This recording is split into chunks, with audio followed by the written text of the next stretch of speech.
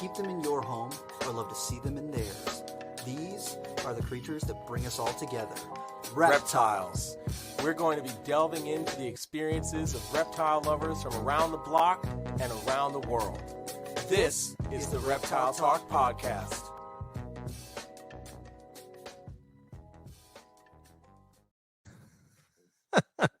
Boom. What is going on, everybody? This is Jeremy Turgeon from Brassman Reptiles. And I'm Rob, and I am not feeling well right now. Actually, I feel okay, but my voice is shot, so.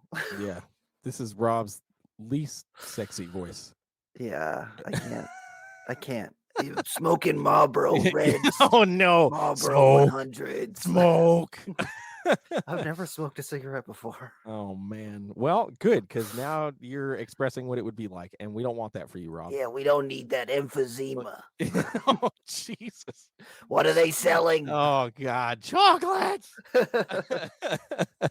Oh, man. Well, dude, episode 105. We've been away for a little bit because, as per usual, things have been crazy. Hectic, and I can't stay in one place for more than 5 minutes. 45 minutes, yeah. Yeah. So I'm not even home now, but it's fine.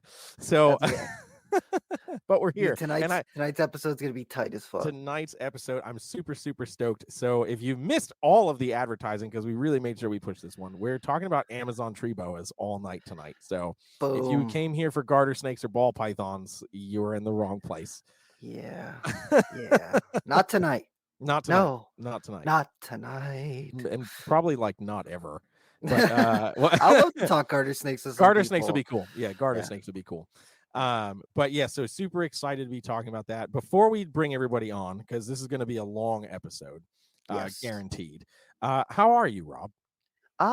Besides my voice being poop, I'm doing pretty good. A bunch of the baby scrubs have started taking frozen thawed. Getting second, third, fourth sheds out of everybody, so that's pretty cool. Hell yeah. I'm kind of steving off of breeding things this year. I think I'm not going to breed anything. Doing lots of herping, and then we got the Herp Society meeting coming up on Sunday. You're going to be doing Lake Norman herping trip. That's where last year we caught the Eastern hognose snake, so pretty tight, along with a bunch of other stuff that we saw, but the hognose snake was definitely the highlight. What else is going on? I don't know. There's a bunch of things. This weekend's the Raleigh show. Blah blah blah. Yeah. All of that. And Tinley. There's Tinley happening. Tinley's this weekend too. Yeah. Bam. Heck yeah. How about you? I'm doing well, man. Things have been super hectic. I've been traveling a lot for music, as anybody who's been following me knows. Thank you for coming to the show last night, Rob. I definitely appreciate that. We had a great time in Durham. Hell yeah, we had a great time in Durham.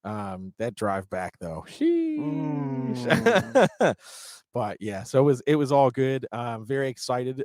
Soon it sounds like I'll be able to announce some other stuff that I've been working on. So I'm very excited about that, because if you thought Tyrese was a big deal, there's Just more wait. coming. There's more Just coming. Wait. So very excited about that. Other than that, I'm breeding a handful of things this year. Very select. But I am excited for the Herp Society meeting this Sunday. Super excited for that. And what else is happening? I'm excited because I've decided that at some point in April I'm going to go see Limey. And I'm excited and horrified for both of these things. So So he lives between the two of us. Yes. So we should just do it. I mean, I'm down, and inevitably he'll pop into this chat and talk his shit. So we'll just bring back this point. But all right, before we get started and bring on our guests, we've already gotten hit with some super chats and super stickers. So I just want to shout out these wonderful people. Jerry, thank you, Jerry, for the $5 Canadian. Fancy money. Yeah. How's that conversion? We appreciate it, man. I don't know. It's like $1, but no, no, definitely appreciate it, man. Thank you for all the continued support, my friend. Definitely very much appreciated. And then Martavius, thank you, Martavius, for the super sticker. Definitely appreciate that. And I think that is it. So as always, guys, if you want to interject in our conversation about this wonderful species of snake, feel free to throw a super chat or a super sticker at us, and we'll highlight your comments. Our buddy Tim at Intrepid Exotics is here. Damn, long time no see. Shush, we know. Sorry. I was thinking maybe we should do like individual episodes where we just rant for an hour. I'm very much down. I'm very much down for that. Yeah. There was like a couple weeks where I was like, I just got a lot of reptile stuff that I don't want to just get off of my chest right now. And I was just like, I don't know if I should do that on the podcast or just do it on my Instagram or something. Why not? Because I don't know if that's if this is the appropriate venue for people to get some of that stuff, but it is what it is. So. Oh gosh, too funny. Okay, so let's bring our guests on. I'm just going to bring them all on, and we'll have them all introduce themselves. So let's join us. I will tell you right now, there's one person that seemingly is going to be popping in and out just because of reception. And I'm going to give him shit for it all night. But here we go. Let's see. Bam. Boom. Bam. All right, we got the gang is all here. How's it going? What is up, What's everybody? Hello. Oh, you made it. Dude, It did. I'm so pumped. This is going to be a tight episode. And I think that me and Jeremy were talking about it before, but we're just going to have you guys go through and introduce yourselves. We'll probably just start at the top. At the top. And then we'll just work our way around. So this is going to be an Amazon Treebo roundtable. So how about we'll start right over here, over there with Jake. We'll start with Jake. My name's Jake Brooks, Amazon Eden. I've been collecting Amazon since 1998. Damn, hell yeah. Hell yeah. We can come. Oh, perfect timing. Perfect timing, Ian. Introduce yourself, my friend. Oh, he's muted. Is he frozen? Is he frozen and muted? No, he's muted. Oh. All right, we'll come back to him. We're coming back to you. I'm Randy Pegues, just Randall Pegues on Instagram, Randy Pegues on Facebook. I've been keeping reptiles off and on my whole life. Amazon trio boas since about 2011, but didn't really start getting into them heavy until about last 5 years. Hell yeah. And I'm Rory Gresco. I've been keeping and breeding Amazons for about 15 years now. The creme de la creme. The creme de la creme for sure. Where am I? Am I next? Yep, you're next. No Ingram. You're next. No Ingram 2x2 reptiles. I've been breeding them longer than even the creme de la creme, but I haven't made anything near as nice as what he makes. And I'm Dayton Croydon of HDR Arboreals. Hell yeah. And then all right, we're coming back to Ian now if you're unfrozen and can unmute yourself. Oh, Ian. It's Florida. This is right. Damn it, Florida. Just another reason for you to suck. Strikes again. Damn. With the internet. Yep. Well, luckily his whole name and business is in his little name bubble there. So that's frozen green shirted Ian Bessell from S&J Reptiles. And he does more Amazon stuff if you didn't already know that. So, oh, look at that. And he's gone. He's mad. He's been offended. So, okay, guys. So we'll start this off really, really simple. What got you into Amazons in the first place? Whoever wants to chime in first, can go right ahead. Yeah, we'll just start with Jake again, and we'll go down. I guess. It's easy. I was in a pet store here in Montgomery, Alabama, and I bought a Colombian redtail boa, and there was a book on the little twirly black book stand that said boa constrictors, and I was like, cool. So I picked it up. You know, I didn't know anything, didn't know what I was doing, had no clue. I buy the snake, put it in a 10-gallon aquarium. It's a small one. Feeding it fuzzies. And I could have been feeding it hoppers or something like that, but again, I didn't know what I was doing. And I opened this boa constrictor book up, and I flipped the pages, and I see a red Amazon tree boa, and I'm like, oh my God, I've got to have one of those. I mean, everybody's reaction when they see a red, you're like, wow, that's beautiful. I didn't know they came in colors like that. I had no clue, and so. I ended up contacting my local pet store and asking them if they could get their hands on some Amazon tree boas. And they said, sure. And they said, how many do you want? And I was like, I'll take 2, a male and a female. So I gave a little bitty male, and I don't think he was established, and I get a big, angry female. And from there, it's history. I spent a little time in the military as a cavalry scout, so I didn't have snakes then. But I've had 3 large collections. I've bred. I've started babies off. I've had babies that wouldn't eat. I've had every kind of problem you can imagine with a snake, from, respiratory infections to prolapses to you name it. So I've seen a lot. I've done some of my own veterinarian work. And genetically, these snakes are like the ball python of the arboreal world.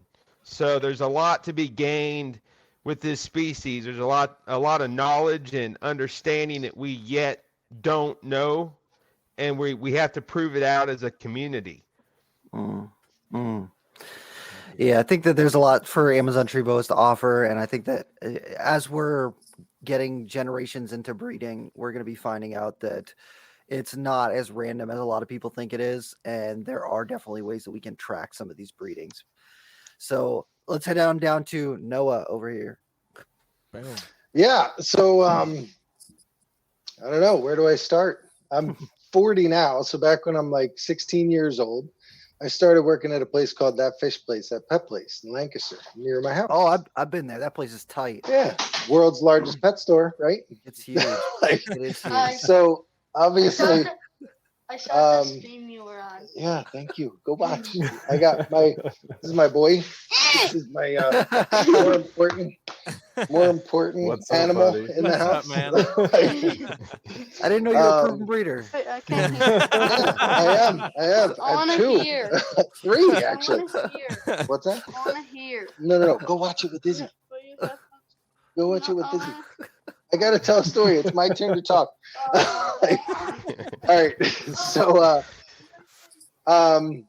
16 years old, I started the fish place. They got this giant Burmese python. I just know I like reptiles. I don't know. I want to work in that reptile room, right? So I start working in there, and very quickly after buying, one of everything, I realized that everybody kind of had their specialty. There was a guy who liked garter snake. He had a ton of garter snakes. And there's a guy who has dart frogs. He has a ton of dart frogs, et cetera, et cetera. Pegues, this guy, whatever. So I'm poor because they pay me like minimum wage, $7.25 an hour, right? But I'm happy because I'm at the fish place. And I realized I gotta have a specialty. So what do I like? What's cheap and cool? So Amazon tree boas are super cheap, right? I can pick them up for $40 at a reptile show in Hamburg. So that's how I started with them, and they come in all kinds of colors. Right. Every color, super cool. So I bought a really, ugly patterned yellow male named Oscar. And I kept him alive for like 3 years until I killed him. But as I kept him, I realized I really liked their personalities. And, then I decided at some point I needed to have, at least one of every color and pattern and phase, which is pretty impossible with Amazon tree boas. You're close, though. I'm working on it. Yeah, I'm working on it. Hell yeah. All right, so Randy, we had you on recently, but I'll if you just want to go over a brief quick synopsis. Yeah. So, you guys heard before, but the reason I got into Amazon is a little bit different. I started off with green tree pythons, and I was head over heels for green tree pythons. but I was tired of selling, raising and establishing these animals and then selling them to people who couldn't really figure it out. And even though I was coaching them through it, they were still having a hard time. So I wanted something that had kind of a similar aesthetics to it, but maybe was a little bit hardier and easier to take care of. So I started gravitating towards the Amazon tree boa. I was talking to Nick Mutton about, just different species and stuff. And I picked up a pair from him in like 2012 or something like that. And I just didn't think anything of it. They were cool. But the chondros really did it for me until I started realizing that every color an Amazon tree boa comes in is a color that the green tree python community has sought after for generations and they can't achieve. So it's almost like a complete 180, I've just started going the opposite direction and I just fell head over heels for Amazon tree boas and the different colors. And I'm probably going to get rid of most of my green tree pythons. Yeah, that's what I'm talking about. I need the room. Dude, hell yeah. All right, Rory. All right. However that works. Yeah, the mirror thing. Yeah. Well, like my man Jake up there, it was the patternless reds. Yes. Yeah. Being a young teenager, stopping into my local reptile shop one day. Shout out to Amazon Reptile Center in Montclair, California. Yeah. They had a huge vivarium store display. And I think I'm probably 14 or 15 years old at the time, or early 2000s. Wow, I grew up in Montclair. I'm sorry. Who was that? That was me. Randy. Sorry, I wasn't trying to cut you off. No. I wasn't looking at the screen. Yeah. you grew up in continue. I'm sorry. I wasn't trying to cut you off, but I'll talk to you about it later. We'll have a lot to talk about, I guess. Sure. I see these little neon patternless red-orange snakes in this vivarium. And at first I kind of, took a look at them, shrugged my shoulders, and kind of mistook them in my mind for emeralds, thinking, those are little, brightly colored neon orange baby snakes, but, they're just going to grow up and kind of turn green and plain. Flash forward, I started keeping, snakes kind of in earnest. I started collecting mostly carpet pythons at first when I started to get kind of serious into reptiles. But in the back of my mind, I always had this like image of that vivarium that I remember seeing in the pet store. And so hunting through the internet, I came across photos of other patternless kind of red-orange Amazons and then realized, wait, these aren't like emerald tree boas. They stay this insane, unreasonably bright red-orange color as adults. Okay, I'm sold. I have to track one of these things. I have to track one down. Yeah. But in those days, they weren't easy to come by. Not captive bred ones, anyways, and not quite to the quality that I had been, exposed to at that point. So it was always something that I kind of like sought after for the first few years. And around 2006, 2007, I had my first opportunity to buy some really nice specimens, captive bred from a keeper outside of San Francisco area. And once I got those things in my hand, it was a foregone conclusion that that's what I was going to specialize in. I started selling the carpet pythons. I was keeping gargoyle geckos, crested geckos at the same time. And, as soon as the Amazon collection began to grow, everything else was forced out. And it's kind of been like that ever since. Every rackadactylid enclosure is a new Amazon enclosure. Just saying. That's tight, dude. That's awesome. So down to Dayton. In 2007, I was looking to get back into the hobby. And one thing I had never done before was I had never bred animals. I had just had a collection, of random species. Mm-hmm. And so one of the things I wanted to do was produce my own animals. And I also wanted to get involved with a species that I could get on, like, sort of like in on the ground level. Mhm. That was sort of obscure or hard to keep, and a lot of people weren't working with. And I'd always been really fascinated with emerald tree boas, but I was pretty intimidated by them. It's just intimidated by, like, I don't know. At that point, everything I could find is they're very hard to keep and Yeah. establish and stuff like that. And they were decently expensive. Yes. Yeah. So I didn't want to go that route, but in my research, I stumbled across a Halloween Amazon tree boa, and it was, I don't know, they had the cool look of an emerald tree boa because they're related, obviously, and none of the downsides, it seemed.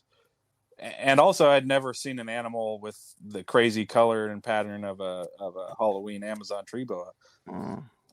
So I was sold, and got my first one for, I don't know, like $100 or something like that. Right. And then I started filling up my bedroom in my parents' house with it.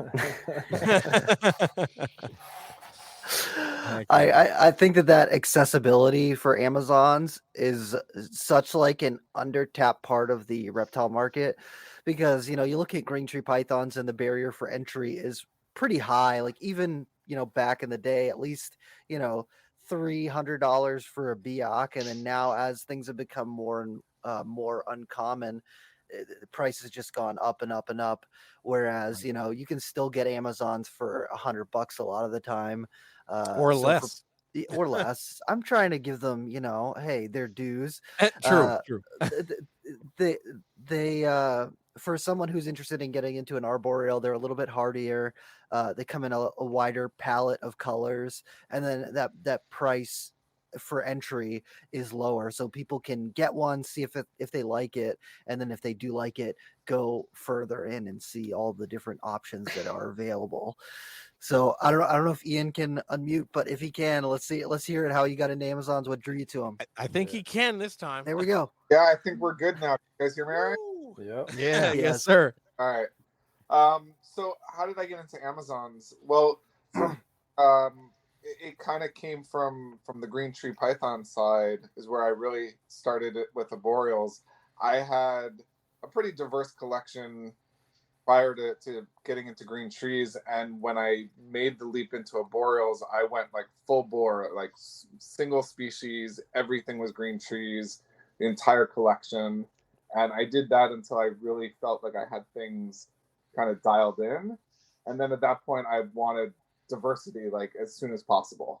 And so I already had everything set up for arboreals, and I looked to what's the next species that I could work with that was similar in terms of care and caging and setup, but something different. And kind of I don't know if it was Rob or Dayton said it, like color palette, right? Like Amazon's give you everything that green trees don't, or at least they give you adults what green trees only give you in juveniles. Right. Yes. So it went from every single cage had a green tree python in it, the entire collection, to, like, what can I do that's different but similar? And I think around that time started picking Rory's brain and Dayton as well, and got the chance to visit with Rory when I was out in California one time, and I just was hooked, man. Like, I think the first time I saw some of Rory's calicos in person, I was hooked. I mean, I don't know if you remember that, Rory. I was like drooling over those things. Oh, I remember. Ugly ones.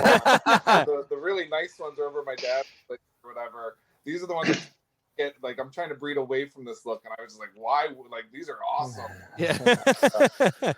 And then I was like, I absolutely remember, because I stood there proud and tall. And so now I got so damn many of these things. Like, it's crazy, but I'm really attracted to the patternless color animals, the orange, the yellow, the red, the calico. I like a lot of the calicos that have the black in them. So I don't know. I like them all. Problem, the tiger, leopards. There's just so many different choices, and it's just they're kind of a nice balance to the green trees. And so the boa side of the collection has grown over the last, I would say, probably 5 years. And been lucky enough to be successful breeding them as well. So that's how I got into them. Hell yeah. So were you gonna say something, Rob? No. Oh, okay, cool.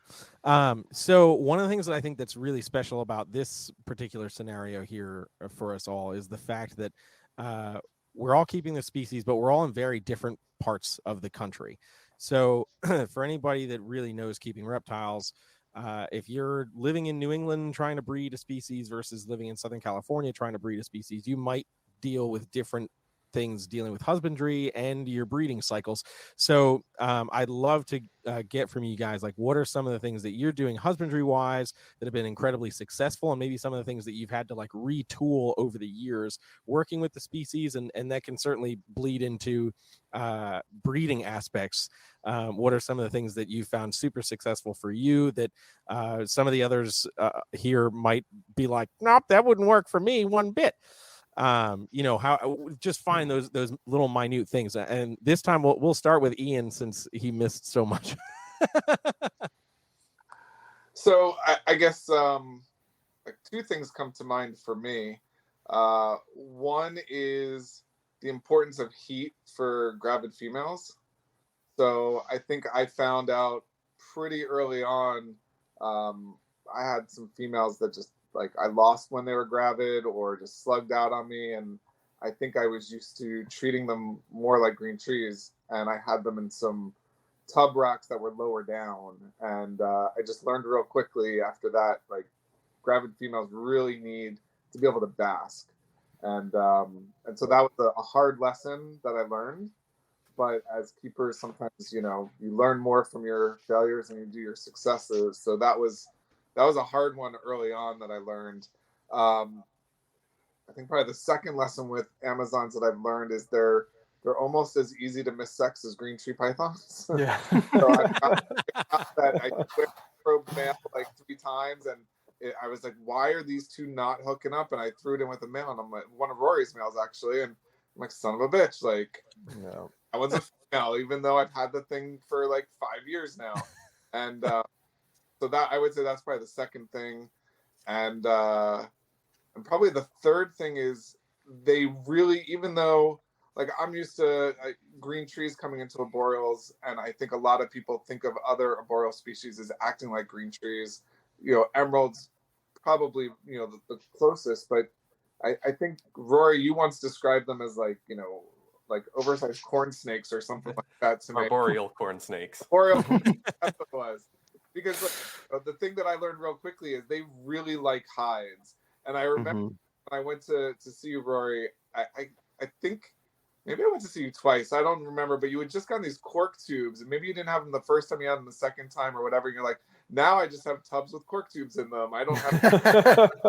Oh yeah, it's so true. Yep. But, like, all of my Amazons that I keep, set up in big tubs, the adults, like, they've got ground hides, they've got arboreal hides, like they like hides. I mean, at night they're all over the place. They're cruising, they're out and about, but during the day the importance of hides. Like, everyone says, like, okay, well, they don't perch like a chondro.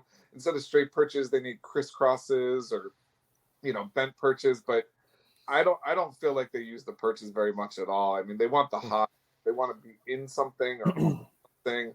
And quite frankly, they use the ground hides a lot.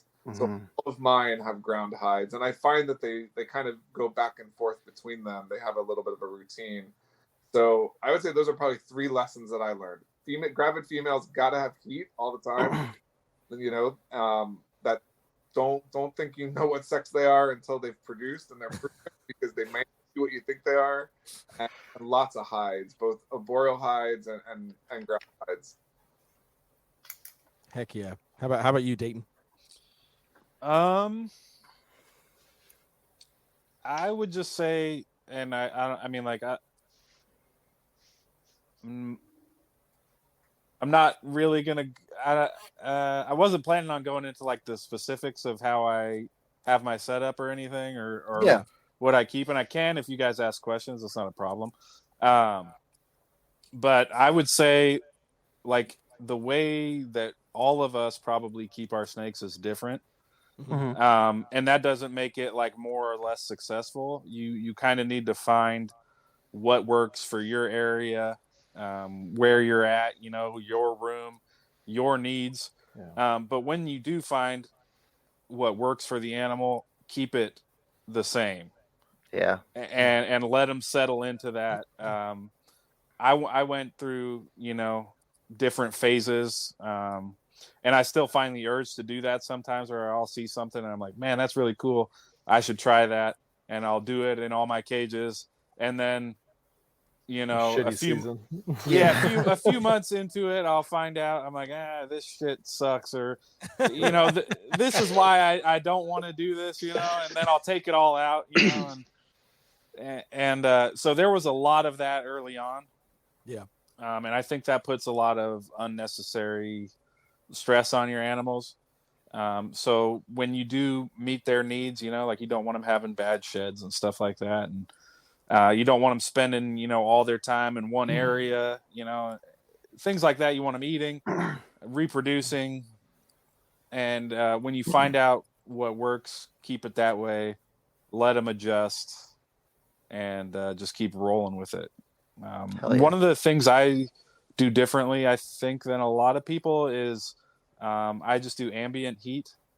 That might not be, that was definitely very uncommon when I first started, but it was really what worked for me. And that's just kind of how it grew. And now I have a room that is the snake room. And it's got ambient heat in there. I do provide supplemental heat for my gravid females, like Ian said. I think that's very important. Hell yeah. That's where it's at. Heck yeah. All right, so now we're going to head. Yeah, we'll head over to you, Rory. Well, let's see. I echo a lot of those previous sentiments. Really, when it comes to breeding, my personal journey with it has been all about just determining, what the cycle for your geographical location is going to be like in terms of, weather patterns and seasonal changes. I do not take any specific steps to cool my animals, to cycle them through the seasons. I try to maintain the snake room at I don't like it to get below, like, say 75 to 78 in the winter time. So I do keep a small space heater. And in the summertime, I let the room get between 82 or so. It can get 84 degrees. I found within that range, they're still very aware of what the seasonal changes like, outside, just within that, 5 to 10 degree kind of temperature fluctuation. And so kind of early on, I was just taking more of like a shotgun approach to my breeding, kind of thinking, well, it's cool season, it's the breeding season. Let's start making introductions and, recording every lock.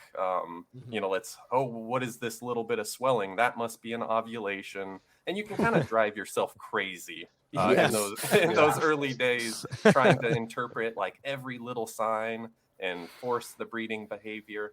But I got some really kind of comically noobish results in those first few years with like thinking my animals were gestating for like 9 months because the initial swelling I observed was mistaken as an ovulation because a shed came, sometime kind of afterwards.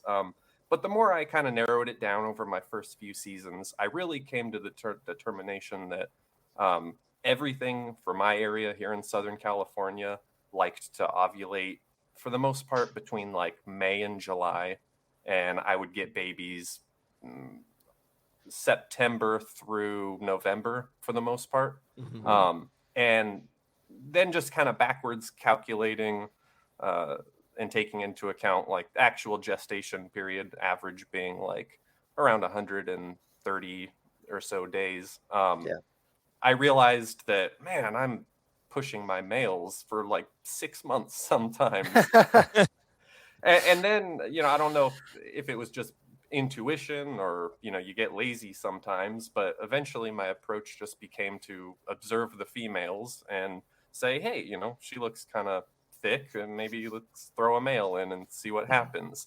And sure enough, you get, a single lock or two over a day, 2 days at a time, and boom, you get an ovulation shortly afterwards, and you get a beautiful healthy litter, usually with minimal slugs.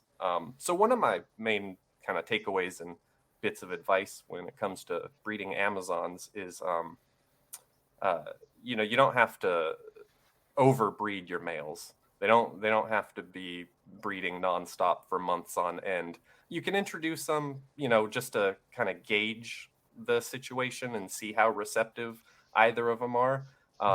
However, aside from that, if you really want, to be efficient about it, it's just all about timing the female's cycle. You really only need 1 or 2 solid blocks to get a healthy litter. Hell yeah. Heck yeah. Can I add something real quick? Yeah, absolutely. It's semi-related to what Rory was saying. These, like, you got to keep in mind, these are not ball pythons, so you're not going to have like one male fertilize 10 females. Yeah. Damn it. Like, in my opinion, and also the compatibility issue. I have had pairs that like refuse to court each other for years, and the second I introduce another male to that female, they will lock up, that night. So I do think it's a good idea to have a very similar male to female ratio. Absolutely. I agree. Here. Yeah. So as long as Rory's finished up. Yeah, go ahead. Okay. But yeah, the way I kept was a little similar to green tree pythons, because that's kind of where I came from. Just with the minor kind of adjustments with perching and but same. I keep how Dayton does. I keep ambient. My room, I have like a modified shed that has a full light door on the front and a window in it, so I can kind of do an air exchange really quick in there and change the temperature really fast if I needed to. And then I have heat, and it's really well insulated. So the room stays between 77 and 82 pretty much all year round.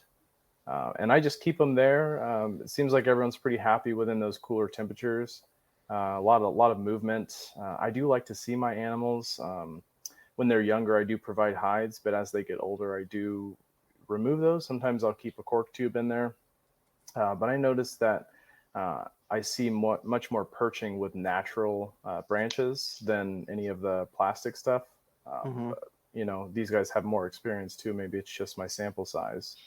But yeah, just making minor adjustments, like Eugene Bissett said, you just got to be a student of the serpent. Just kind of watch them. They'll tell you what's going on. If you see a female swelling up and you haven't fed her in a while, or she's on the opposite end of the cage and you haven't seen her over there in a while, just start taking notes of those things. And that's kind of how I approach any species that I work with.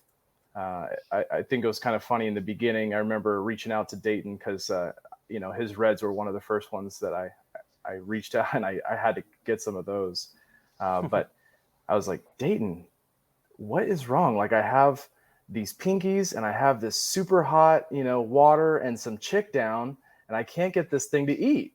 And he's like, what are you talking about? He's like, it fed frozen thawed fuzzies for me, no problem. If you have a problem, like, just brain it a little bit. And it's just those slight different variations, within the ways we do things. Is there's little recipes here and there that, you just need to pick up on. But yeah, as soon as I tried that or tried a rat pup, or a rat pinky, it was on like Donkey Kong, So it's just little things that you got to tweak, up here in the Pacific Northwest. When it's warm out, we don't really have to mist and stuff like that. But As it gets cooler, I like to keep the window cracked anyways, so it sucks the moisture out. So I like to keep them on cypress mulch, and I spray it down, at least once a week or something like that. So Hell yeah.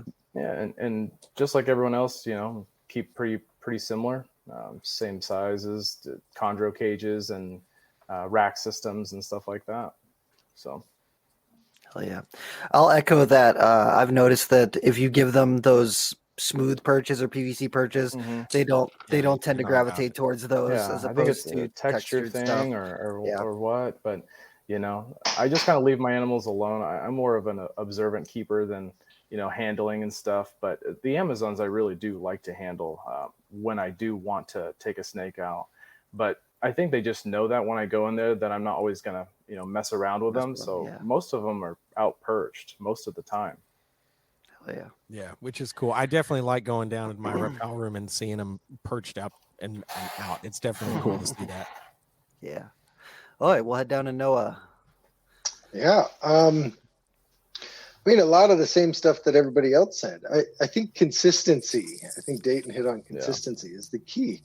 I do not keep ambient. I can't. I finished my garage. I put a mini split in it and an insulated garage door. And I'm in the Northeast. I'm in Pennsylvania. It gets cold here, right? So not quite New England cold, but cold.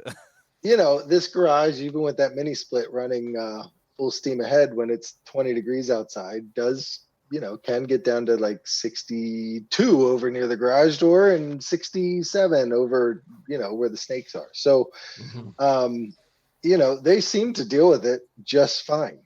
Like that said, I have heat panels or heat tape under every tub, heat cable, whatever rack system I have going with the snake that's in it or cage. So they all have heat all year round. I try to keep the hot spots, between 85 and 90 all year. Playing around with things just gets me in trouble. Like at the beginning of learning how to keep these things, I did it all wrong, right? I bought the $40 something from the Hamburg show that had mites and, all kinds of stuff, and had to figure it out and spend all kinds of money figuring it out. Then respiratory infections and vet bills and all the other things. So, buy quality animals, number one. Otherwise, you just spend as much money anyway figuring out how to keep less quality animals alive or more. But, consistency. When those animals would get sick, I would think, oh, it's my husbandry. It's something I'm doing wrong. I need to keep them warmer. I'm too hot. I got to go colder. And, up and down for years until I realized, well, it's not that. It's just that I bought sickly animals from a show. This is happening to all the sickly animals, right? Yeah. So once I realized that, you just be confident. And once you dial it in, leave it alone. I try to keep all my ambience between 75 and 80 and hot spots between 85 and 90, and then leave it be. If the corner of the cage gets to 65 degrees and the snake wants to go there for whatever reason, it will. And if it's too cold, it'll go to the hot spot, right? I mean, end of story. They're smart. They know what they need, so they'll get it. They'll go to what they need. I keep cork tubes in all my cages. One on the floor, one in the branches. I have a lot of PVC cages that I'll just put one of the PVC perches through a cork tube, and that's up high. The snaker will sit in that cork tube or on top of it. I think the perching thing, they just need to feel like their whole body is supported. They don't want to perch like an emerald, although sometimes they do. They do. Yeah. But in some of these cages, I'll zip tie like that garden mesh between perches, right? Just create like a little basket, and it's plastic. It's not natural, whatever, but they'll perch on something like that. Whereas they won't just perch on the PVC perch itself. As far as breeding goes, I wish I had it as dialed in as Rory, where I could just introduce them once and watch them lock and then just be done with the season.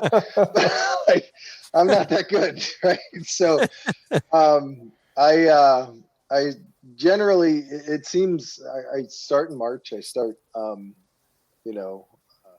putting my males with my females. Occasionally I'll do, a January pairing just to see what happens. I actually did my Posset hypos this January, and that female's looking super dark, ready to hopefully give me a post-ovulation shed. Nice. But, I just pair them for, 3 or 4 days. I'll separate them. If somebody needs fed, the females I try to feed heavy during the March to about, May, June, or whenever they ovulate or I know they are pregnant.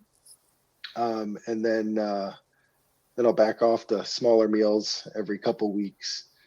But just consistency is the key. Every week I'm pairing them for 3-4 days, separate them, feed the females, put them back together the next week. And it just seems to work every year. Sometimes they'll give birth in August to November is about when I'm getting babies with that program. Hell yeah, man. That's where it's at. Heck yeah. Oh, all right, Jake. Well, I would just say, that everybody seems to have their own way to do it, and there's no wrong way if you don't have sick animals. If you're not keeping your temperature up or your humidity where it needs to be for the species, then you can have problems, obviously. So I'm an ambient air guy. I like 80 to 84 degrees. Thermoregulation occurs naturally from one end of the tub to the next, or one end of the container to the next. I offer supplemental heating to gravid females, and that was based off of a model that Rory used.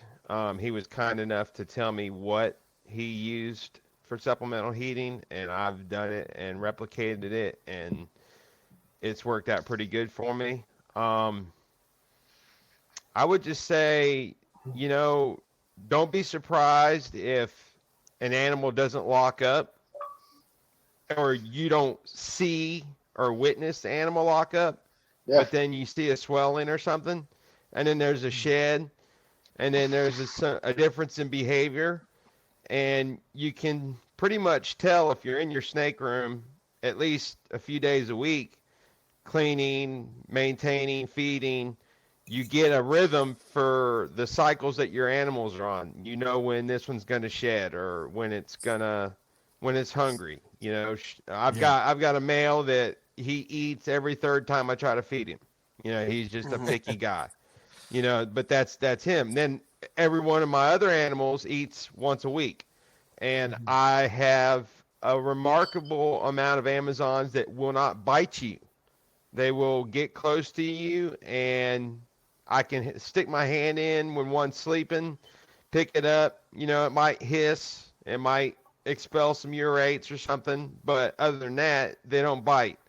I've got about 3 animals that do bite, and I wear gloves when I handle them because I'm starting to get older, and I don't like to get bit in my fingers.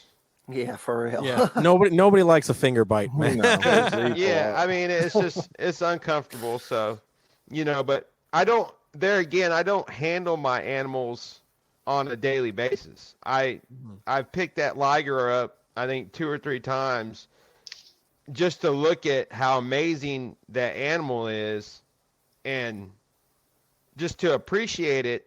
And then I put him back, and I'm like, okay, you need some humidity, so I break out the spray bottle, and I keep my room with ambient heat, like I said, and I spray maybe once every 2 days. I got a big backpack sprayer. This is a tip for you: get a big backpack sprayer, and then you can just hold a wand and crank the pump, and stick it into one of the air holes of the container and spray, spray, spray.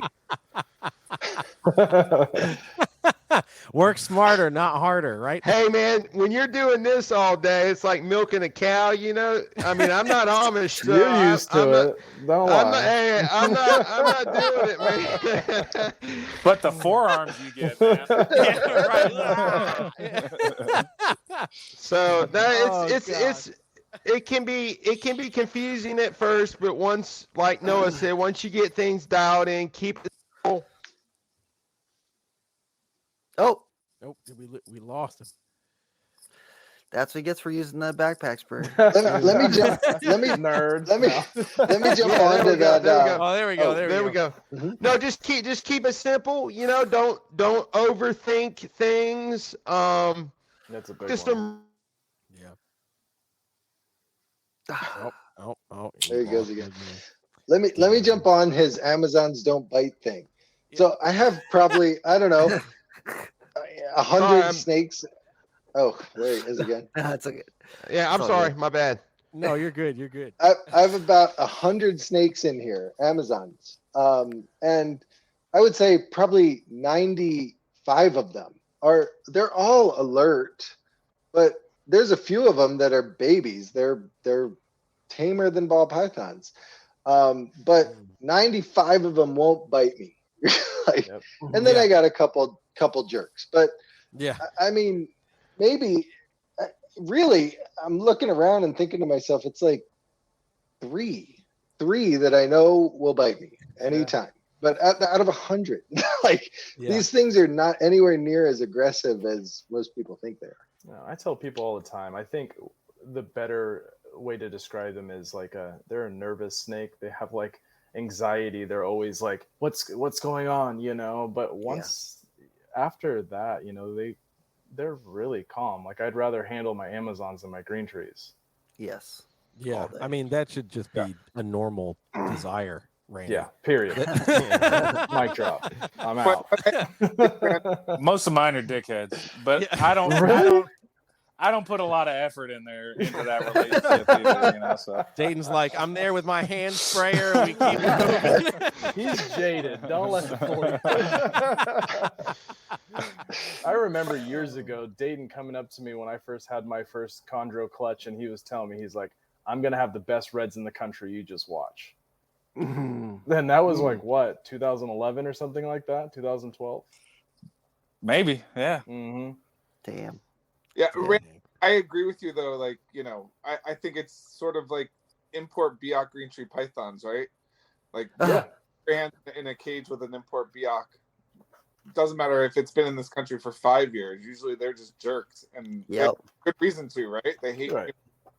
They probably should, but They should. Same Biak, and it's 2 generations captive bred, and they're puppy dog tame. They're fine. Yeah. So I think a lot of it is the stigma that Amazons get is because most people are used to that $50 snake at a show that's in a 10-gallon tank with 20 others.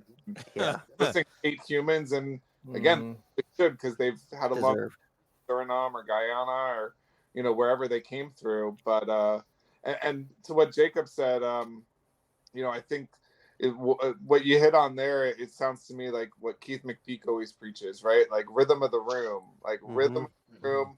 And once you get that rhythm, you just stick with it, and you got to know, you know, kind of what to expect, and you got to read your animals. And, you know, Keith was a big influence on me when I was getting into Amazons also, and he keeps ambient like some of you guys do, and I don't. And so that was part of, you know, the learning curve too, is understanding that difference, right?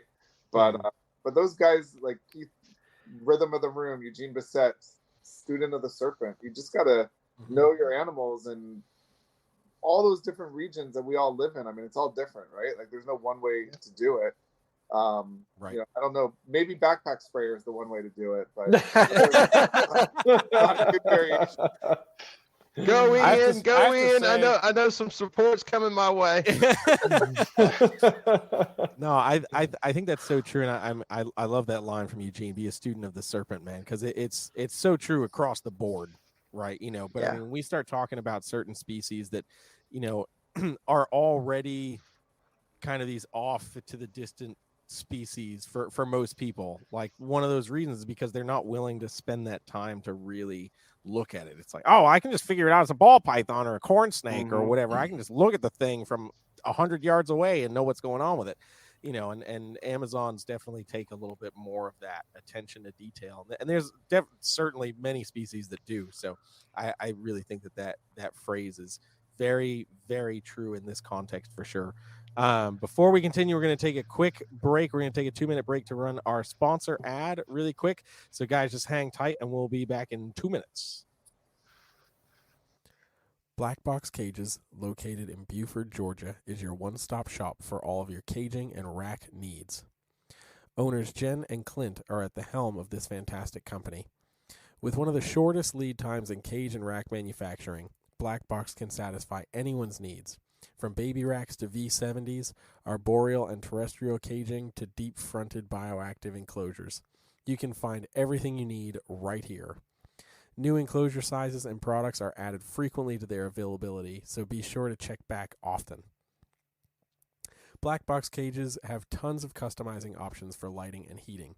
Along with that, cages and racks can be stacked with metal stacking dowels, and all cage joints are dadoed for improved durability and stability. Most cage units are flat-packed, but are pre-assembled prior to shipping to ensure a solid build every time. The Micro, XC18, XT3, Bio-G, and 3-stack V70 ship assembled, and all other racks are shipped freight and assembled. The XR16 and XR20 model racks allow keepers to mix and match tubs. Fitting both Vision and Freedom Breeder tubs, you can mix the V15, V18, and V35S tubs, or the FB5, FB8, and FB35CV SC tubs. This kind of flexibility allows keepers to raise their animals from hatchling to juvenile or subadult size before needing to upgrade into adult caging. Don't just take our word for it. Go to their website to see countless customer reviews and review videos from keepers all over. To learn more about Black Box Cages, follow them on Facebook and Instagram at Black Box Cages, and of course their website, www.blackboxcages.com. Links to their socials and website will be available in the podcast description. Bam! Massive shout out to Black Box Cages for being our continued sponsor. Go check out their website because they're always updating available inventory and coming out with new designs. So go check them out. Okay, so we've talked. Hey, Jeremy and Rob. Yes. Hit us with the hard stuff. Make us fight.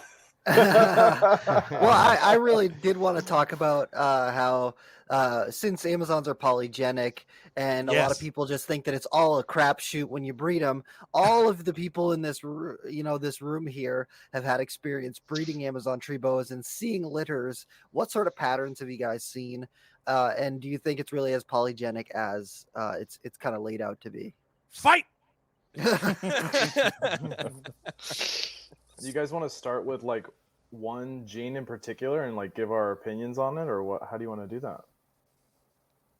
How? Okay. Just I don't think Just I fight. don't think you can have. Hey, I don't think you can have a Stop colored calling them leopard. hypos and calling them het Lucy's. I don't think you can have a red leopard. Yeah, hypo, dumbest name ever. Yes. I don't think it's random. I think we're starting to figure out more and more. Like we've got a pretty good indicator of how garden is inherited. Red, calico, tiger. We're still fighting on the hypo, het hypo thing a little bit. But if you sort of patterns aside, if you just like break down the colors, red and garden, those are kind of, now garden comes in a couple different patterns, like Halloween and then your standard run of the mill garden. But garden, it's pretty much seems like it's recessive. Yep. Same with red and calico. Maybe there's more to that than just the color. In my opinion, I think red and calico are the same thing, and it's a color. It's not a pattern mutation. Okay. which is kind of why if you have like a true red animal that's born red, it develops, it stays red, you almost can't separate the white from it. Like you can't have a true solid red, fully red scaled, Amazon tree boa. I don't think you can. I don't think I've ever seen one. It can come close, but not quite. But you also see calicos that start out with the white oscillations. You see calicos that are more random and speckled. You see them with and without black pattern. I just think that that's sort of inseparable. Mm-hmm. But then you can kind of break things down into like bicolor and tricolor. But that's really kind of just a matter of pattern and the amount of melanin the animal has. I think that's pretty much the same thing. And I don't know how that's inherited. I don't know if anybody has anything to add to that. But I think, yeah, go ahead. That's sort of like the base colors that they come in. Mm-hmm. Yeah. And we've got several pieces in place. So if you can make litters of, full gardens, full red calicos, you've got a good, stepping stone to jump off into how those genes are inherited. Hell yeah. Yeah. I think you're right, Dayton. This wasn't a very fun fight. I was going to say, I think I don't think this is a fight. I think I agree with Dayton mostly. The calico thing anyway. I think the red, any of these Amazons that are born red, regardless of amount of pattern, patternless with a couple black scales, tons of pattern, crazy calicos that, Rory has and makes, freak show like Randy has. The pattern is different. It's a different thing. The red is anything red is what we're calling calico. Like that's what I think we should be calling calico. I think that's what the recessive gene is. And then the pattern, the underlying pattern is what makes them look different. Crazy, wild, or completely patternless, or anything completely in between. And I think that's a different thing, a different thing altogether. As far as calico goes, I mean, Rory and Dayton did all the work on that. They would There's be the plenty ones more to to speak do. to that gene. I agree with that. There's still some pretty big questions.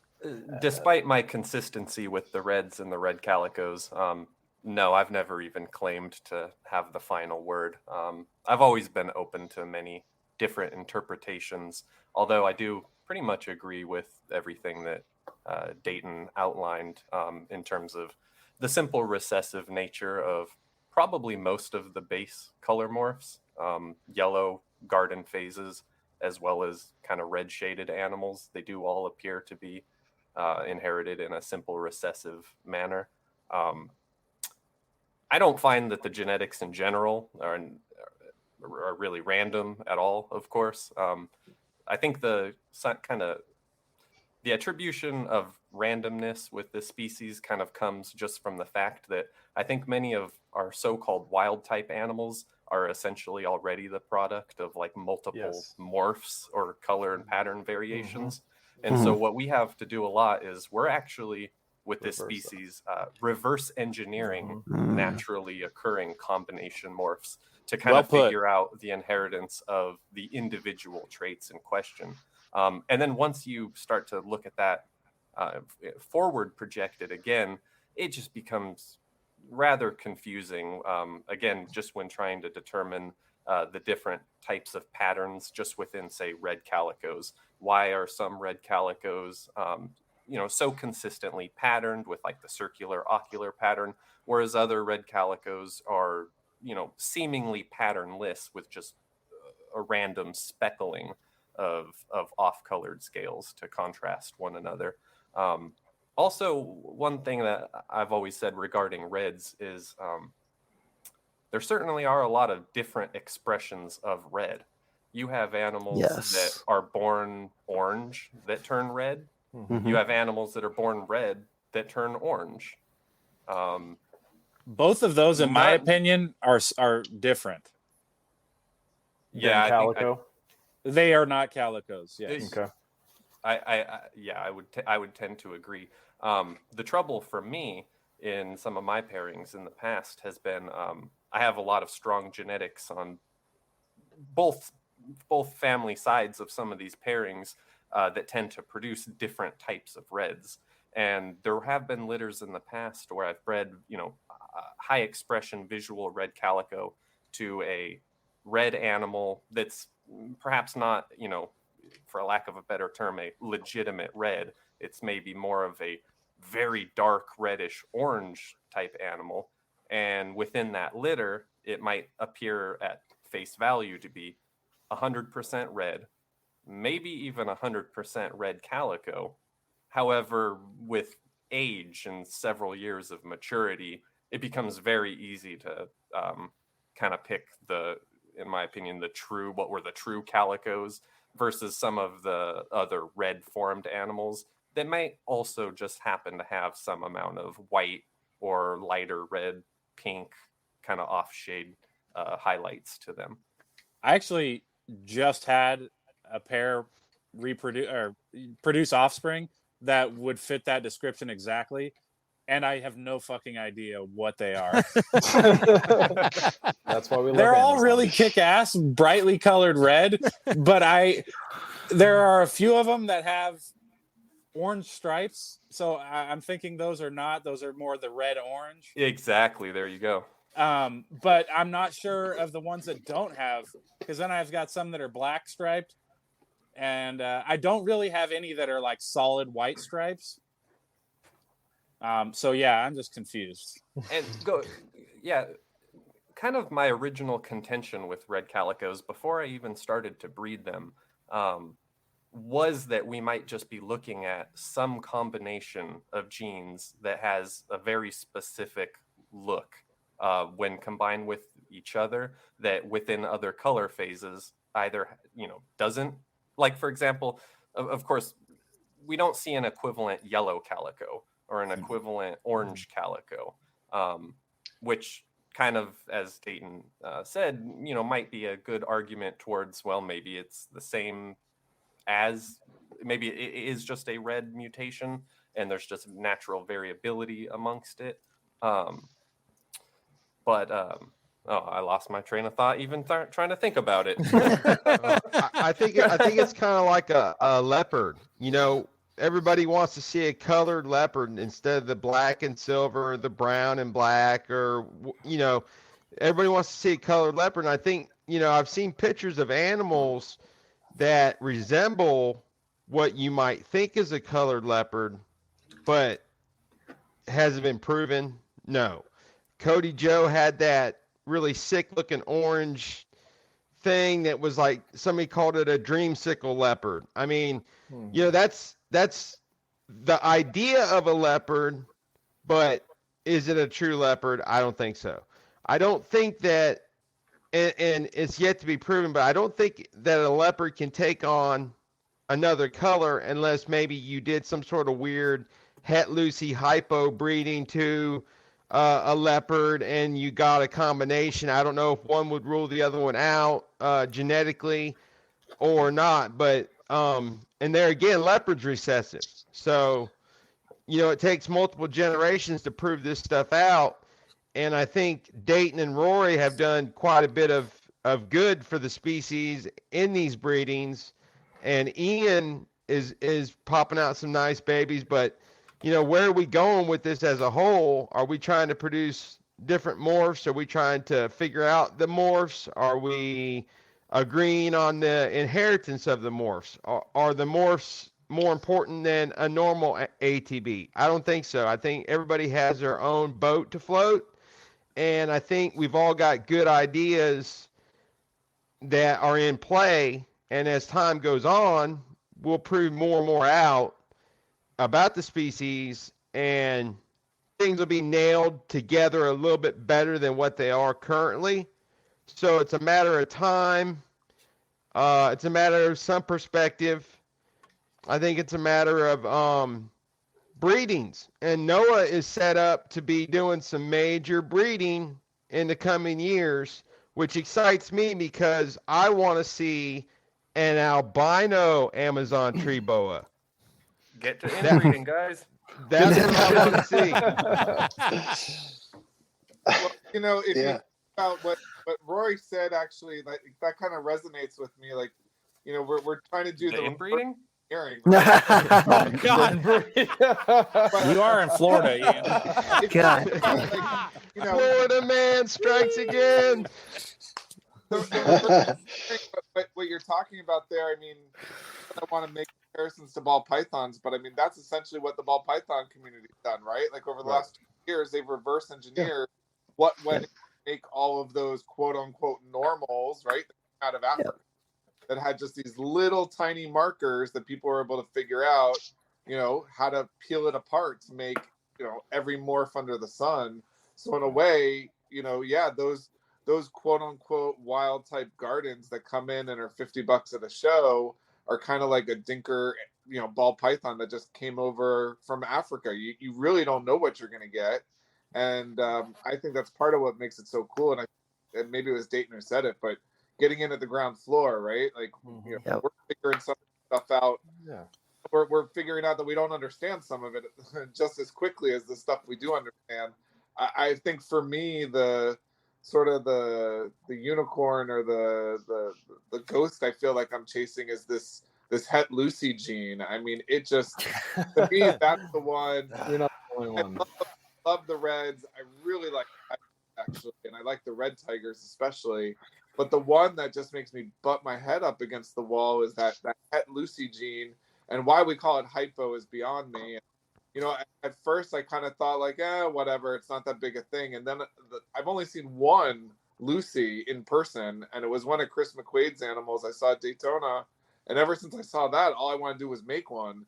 And, and I don't know, the whole pos het hypo thing, and I've got more yellow patternless snakes than I know what to do with, and I can't. Like, Can we rebrand them Fire Amazon for us? Yes. There you go. Yeah. Head ivories. I don't care what we call them. Yeah.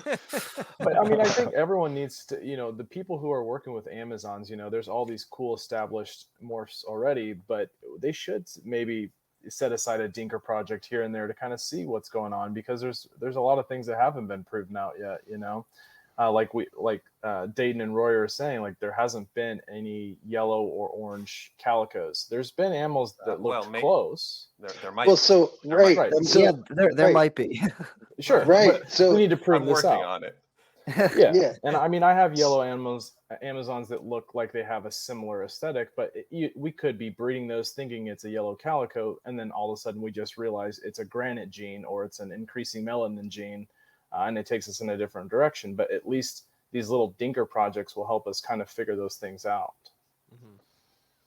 Rory, have you Go made ahead. a Lucy with your Lucy? No, I have not.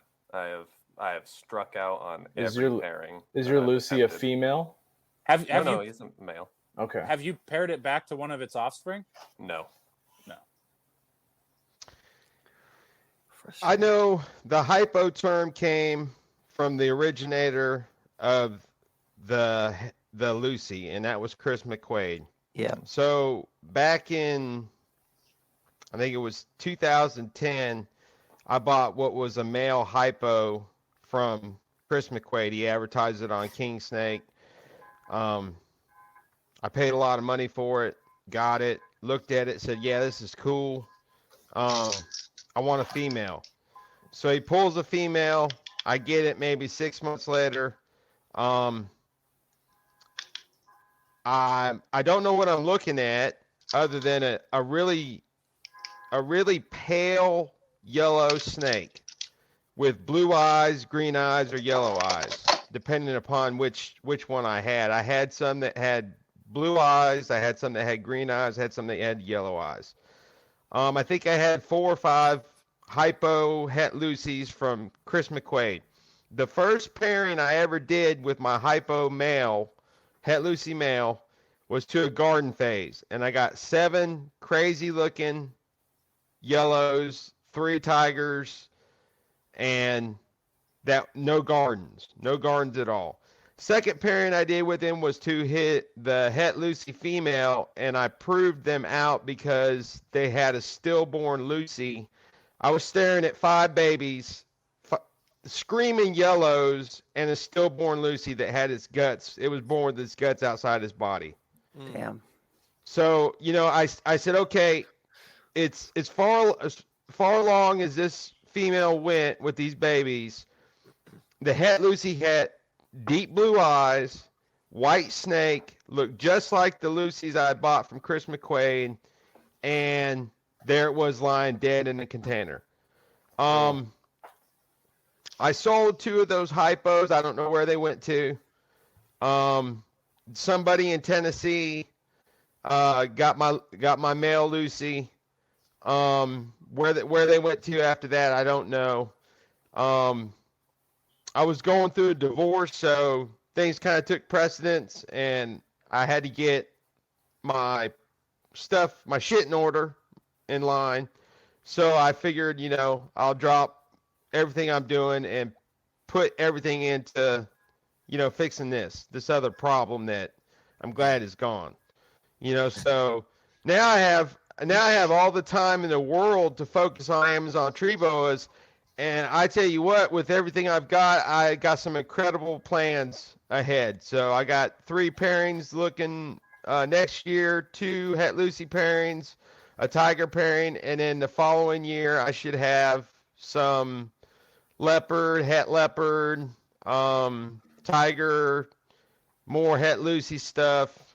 You know, I think I'm not sure whether it's het Lucy or hypo, because you look at certain animals that came from a leucistic and they have patterns. I had a male Lucy that turned all the way brown. The only thing that wasn't brown was his eyes. You know, it's odd. There's some things occurring that are not really explainable. You know, you've got to prove everything out, and that takes time. So I'm glad to be back in it. I'm glad to be working with everybody that's here. I'm glad to be on the show. You know, Hell Dayton yeah. and Rory have been my go-to staples for animals. I get quality. You know, I have to stress CBB. Captive, born, and bred. Yeah. It's great that we had the animals come in that Danny Mendez got that proved out the tiger. You know, it's great that the wild caught animals come in, but if you want to start out with a firm foundation, I think going captive, bred, and born is the way to go. Like Noah said earlier, you save yourself the vet bills, you save yourself the problems, you got healthy animals to start with, and that only increases as you learn more and more about the species and their needs. So, you know, that's what I got to say. Hell So I'm team hypo on the hypo or het hypo discussion. And I think based on the founding animals, it makes sense why he would call them hypo. And if you use other species as comparison, all the other species that have leucistics, the single gene form is basically some form of hypo. It's a lighter animal. It's a less patterned animal, like fireball pythons, fire boa constrictors. They've got them with the reticulated pythons. But like Rory was saying earlier, we're trying to reverse engineer these animals. So when we outcross those single gene animals to animals that we don't fully understand what genes they're carrying, we're adding other genes that can mask that. And it's a subtle gene, because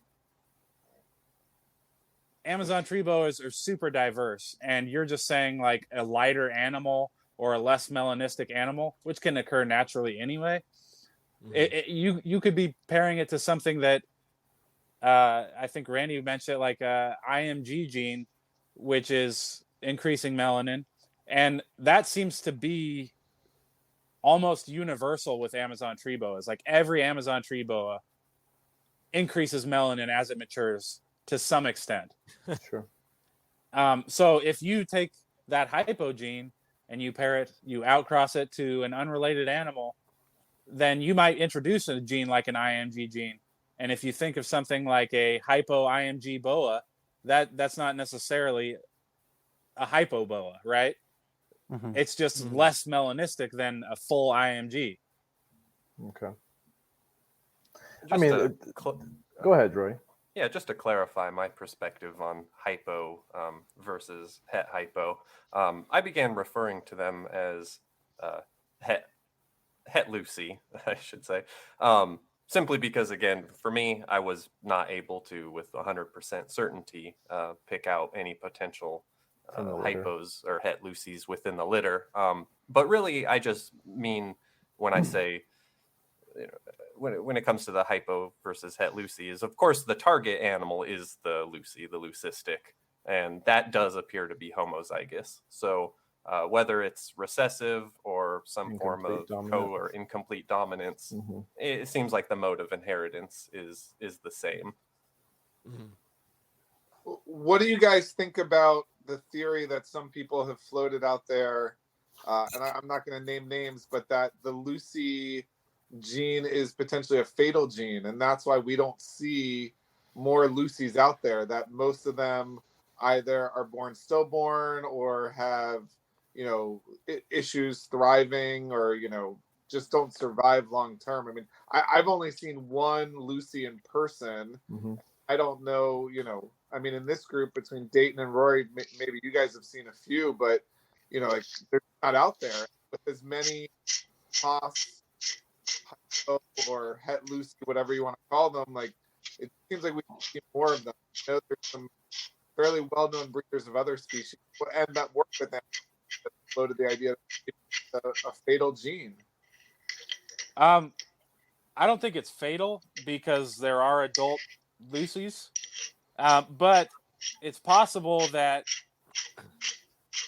it could be like near fatal or unhealthy. It could be attached to something that is causing the animals to die. I've produced one leucistic animal, and it died at about a year old.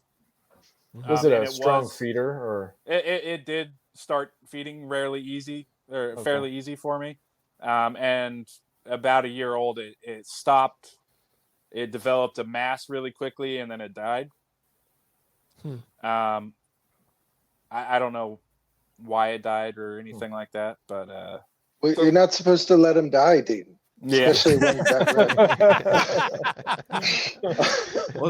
that there's others too that have lethal white snakes too, right? Like jaguar carpet pythons and ball pythons. I mean, so it's a possibility. Some of them can live for a small period of time that have maybe digestive problems or something that we didn't know was going on because we can't see it. Yeah, and I was just going to bring up something like the retics, the super phantom retics and stuff, where it's like sometimes they'll live 10 years and then just all of a sudden just an issue pops up and it's like gone. Wow, they can live that long. Rory's got the only one that's reproduced. Yeah, to my knowledge. So maybe it's also the ugliest one in existence. That doesn't look like a Lucy.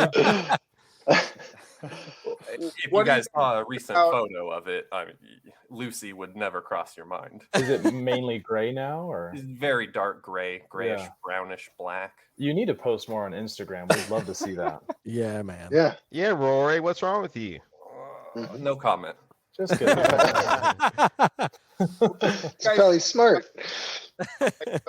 But I have no reason to believe that the Lucy gene is fatal, not through my own experience. If I had to just take a guess at it and there is some form of health issues, it might not be attached to the Lucy gene itself. It could just be like an unwanted addition that was from the result of the necessary inbreeding that took place to establish the line at its founding. Certainly possible too. So if there is an issue with them, I hope it's not attached to the Lucy itself. hopefully it's just unwanted baggage. I owned 3 of them that I bought from Chris. 2 females and a male. One of the females died on me from a bowel obstruction at about a year old. The second female I had for 2 years, and no matter what you did, she would only eat rats, and she would only eat them like once every second or third time you offer them to her. And the male I had, the one that gained all the brown pigment, it was a fireball. It would eat anything you put in front of it. Very aggressive animal. And again, it went to a friend of mine in Tennessee's. He knew what it was, even though you couldn't tell from looking at it that it was leucistic. It kind of like what Rory said about it. It was heavily brown, I got it was speckled. It was white with speckled brown, and the brown just dominated. That animal was overall quite white when it was young still. Correct? Yeah, it was very white with just a handful of like kind of gray speckles. As this brown speckling from its nose to its tail, it had random brown speckling, and over time it took over. The leucistic that I produced was from a father-daughter pairing. I do have a fairly outcrossed hypo to hypo pairing that I'm doing this year. So I am hoping for better results. I'm still pursuing it. Has she ovulated yet, or? She's actually swelling. She hasn't ovulated yet, but she has started swelling. Awesome. Heck yeah. What do you guys think about, the idea of hypo and het Lucy maybe being 2 genes and not necessarily one and the same? Because it seems like most of what you see now as het Lucy or het possible hypo, doesn't look like the traditional patternless yellow snakes that I've seen in the past. And, I've got some that look like that and some that don't. And so I wonder, myself, I've thought, well, maybe initially the het Lucys were also hypo, but over time that het Lucy gene has been outcrossed to animals that were not hypo. And so that maybe we're actually talking about 2 genes and not. Does that make sense? I think if you can have a dirty Lucy, it stands to reason you can have a dirty het Lucy. If the super form of the animal can have a certain amount of pigment on it, whatever color it is, it came in brown for me. I think looking at the hypo or het Lucy, whichever term you want to call it, I'm undecided. I think I see things in the hypo that you can identify. I think I see things in a het Lucy that you can't identify, but it came from a Lucy. So, if you can have a dirty leucistic that's not solid white, then you can have a dirty het Lucy hypo. I mean, I've seen some het Lucy or hypo animals that almost look like they're bicolor. Right? Yeah. So most of them have a little bit of orange, like the line that I think Dayton is working with. They have like towards the vent and the tail, there's like a little swirly orange action going on. Yeah, and I've got some that are very dirty looking, but I've got some others that are from a different line that are from Bobby Pruitt that are just, just solid yellow, literally just a yellow snake. Dayton, do you think you can confidently reach, like, you can look at someone else's litter and pick out the hypos from there? Or do you think it's just your sample size from actual breeding yellows to yellows? I think I could. I've posted pictures of siblings side by side, one being a hypo, one not being a hypo. I've also raised those same animals up into adulthood, and the only difference, like, they're basically both patternless yellow, but if you look at the picture, they're 2 different colors. It's just like a brightness, and even in adulthood, they're still pretty patternless, or It gets harder to tell as an adult. But so that hypo went on to produce my leucistic animal, and then the sibling went on to not prove out to be hypo. It's subtle, and I do think it is possible that like part of it might be that the original animals were solid yellow, and you paired them back to each other, and so it could be part of the color. The color is yellow. I'm sorry, I lost my train of thought. So You're pairing yellow and yellow animals together, and if you do that over a few generations, you can almost completely remove yellow. melanin. Mm-hmm. You can have solid, even if it weren't hypos. Even if it weren't hypo. Dark yes. Grove, Dark Grove. Yes. Right. With reds. But so okay, but we all agree that Rory's ugly Lucy, which we're all obsessed with. Dirty Lucy. Which we're all obsessed with. We're all obsessed with a Lucy that grows up to look like a garden, right. Basically. But if it was just a white snake, it would be a dead end for selective breeding. Yeah. Sure. Right, exactly. So, so I have 3 from the 3 baby. Well, I don't want to call them babies now. I guess they're almost 2 years old at this point, but they're all various shades of yellow. And if Lucy is simple recessive, like we're all assuming it is, I guess it would make sense that they're various shades of yellow. But if I was going to say that I can pick out the hypo, well, they should all be hypos if they're from a Lucy, right? One of them is ridiculously dirty. I mean, like probably more black than yellow. And he was heavily patterned as a baby, but he's just gaining more and more and more black as he ages. Does he have that like lemony, like yellow hue to him that Dayton's kind of describing? It's a little really different. the one female I got from you does, but the other 2 do not. They just look dirty, right? They do not have that extra like lemony hue to them. I have 3 more from I think Keith McPeak produced these, and those are also various shades of yellow, and he produced them from 2 supposed possible het Lucy, possible hypo, whatever you want to call it. So I could see if those were my only hypos or pos het Lucies, whatever you want to call them, saying, okay, I know this one is going to be Lucy because it's got blue eyes, it's super clean yellow, there's not a single black scale on it. And then the second one is pretty close to that, but it's got, a couple little off-color scales to it, and it's also extremely vibrantly yellow.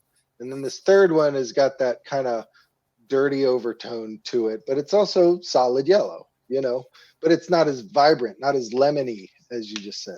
I kind of wish we could have like a PowerPoint as we're loaded up with slides of all these animals. Like well, I can go get them and show you each one individually. You want me to do that? Rory's is sort of a. And I know there are other, like Jake had a melanistic leucistic, and we have seen some that have various degrees of pattern, which I think is promising, because you can start stacking genes to that if you can see the pattern. Yep.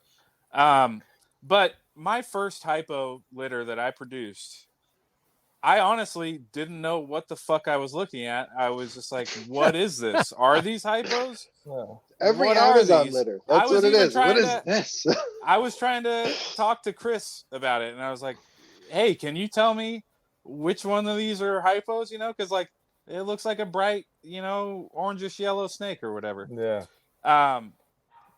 But as they start to shed out, and as you've seen a few litters of them, at least in my collection, I've seen something that is kind of hard to describe. It's sort of like a translucentness to the animal. And I mean, if I have a few pairs that prove out this year, then there's no way that like I'm just picking these at random. Yeah. Well, I mean, it could, I was gonna say, like, I mean, regardless if they're incomplete dominant or recessive, they only have one copy of the gene. We still consider them heterozygous for that trait, anyways. So, I mean, you could be line breeding, like, let's call it a lemon, right? That are heterozygous that have one copy of the gene, and you're just able to pick that out because it's a bloodline. I don't know. I mean, you guys have the experience here. I'm just kind of a new guy, just kind of looking in and observing and asking a lot of questions. Well, that's Randy, exactly why I've started to wonder, is it two genes? One is the yellow patternless and one is the It could be a bloodline and a gene too. Yeah. The only Lucy I've ever seen in person was a big adult female that Chris McQuaid had at Daytona one year, and it was not a solid white snake, right? It was, he called it pepper. Right. It was like peppered, right? Like it had like all of this melanistic scales to it. Now, here's the thing that I thought was the thing I want to ask you guys also about is, what do you think about tongue color? Is that animal had a pink and black, like calico striped, like, tongue?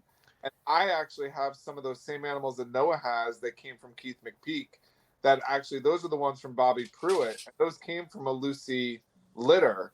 And a number of those that I have either solid pink tongues or the same, pink and black tongue that Lucy that I saw that Chris had. And I wonder, is that possibly a marker? Well, if I could say something, I would say that I've never really considered the tongue, but like a leopard has a black tongue. It also has metallic eyes. You don't get a calico born that I've seen with blue eyes. All the hypo het Lucy's I've seen have blue, green, or yellow eyes. So, and if you want to take an albino Amazon tree boa, so one of the most diverse snakes that we have in our collections, and you can tell it's an albino because it has red pupils. Right. It's like the eyes of a leopard. They're metallic. So if I was going to look for a marker, I would start with the whole phenotype and narrow it down to what's consistent within what I'm looking for, whether it be eye color, to Ian's point, tongue color, or a general phenotype of the animal. Yeah, but you have to compare with other people's results too, not just yourself. So it's not an anecdotal, Anecdotal, yeah. Absolutely. I'll say that I haven't seen a ton of the hypo or het Lucy animals. I've seen a few of them, and all the ones that I've seen have had that split bicolor tongue. And whereas I've looked at a lot of not het leucistic animals, and the vast majority have solid colored tongues, whether that be lighter colored or darker colored. It's not bicolored or split like the het hypo or het leucistic stuff. Yeah, I have random gardens and yellows that have split tongues. Like, I have at all. It almost feels like in all my litters, I have both solid pink tongues and split colored tongues. I can't. My figure out founding what that means. My founding hypo male that proved, het leucistic or hypo, had a solid black tongue. Mm. But I did have some. I do have some hypos that have the split. The split. Yeah. And it could be that it's nothing, but if we're trying to play, Dinker morph game and we're looking for like the smallest little markers, keep a note on that, yeah. So coming from Green Trees, so Marshall Mendez has been working on the albino green tree project forever, right? Mm-hmm. His adult female het albino green tree python, you know what color tongue she's got? Pink tongue. Black. Oh. Pink tongue. Yeah. And all the green tree pythons I've ever produced, I've only produced one with a pink tongue. And that one came from like several generations removed, but could have been related to distantly to something that was on the same branch as the Marshall animals. But it strikes me as odd because I've got some of the offspring from those Bobby Pruitt animals that are just solid yellow, and a solid pink tongue or a bicolor tongue. So maybe it's nothing, but to me it's different than a lot of the other Amazons I've seen or produced. I know we don't have a large sample size of Lucy's, but I'm wondering if it's possible to. This is based on the animals that have popped up in Europe. I believe they're calling them blondes. Mm-hmm. But I wonder, are we going to have leucistic animals that we incorrectly identify as leucistic that mature different colors that are not actually genetically leucistic? Mm-hmm. So you might have an animal that's born a white animal, but matures into a different color and doesn't necessarily carry the gene. Because in some of these litters, like if you pair yellow to yellow animals, regardless if they're hypo or not, you can have very pale animals that look almost white or tan. Have that peachy kind of look to them. Yeah. So I don't know. I don't know where I was going with that, but I'm wondering. Yeah. Dayton, are there any Lucy's in Europe? I didn't even think about that. But is anyone working with that gene in Europe? No. Well, wasn't what's his name? Stefan Ty? Wasn't he working with? It was either a really white calico or they were leucistic. Yeah, his are some kind of calico. Is it calico? Okay. Yeah. Wild looking calicos. Can we talk about? Go ahead, Noah. Yeah, we could talk about hypo all night and still never figure it out, right?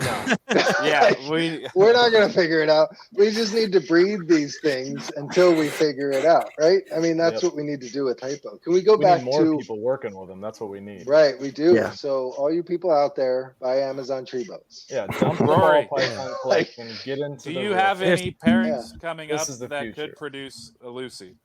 I do. Yes, hopefully. Cool.